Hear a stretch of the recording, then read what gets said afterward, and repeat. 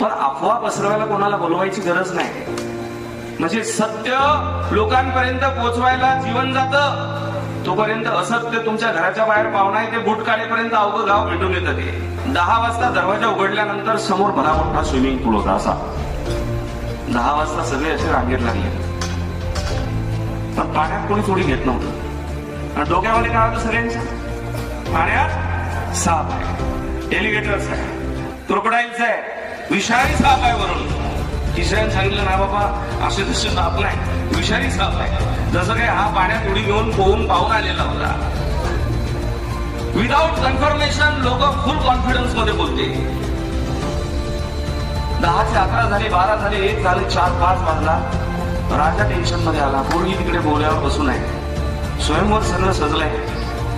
प्रधानाला बोलवलं, रे बाबा कसली स्पर्धा आहे जिंकली, हे काही पोट्ट पाण्यात उडी घेऊन नाही राहिलं.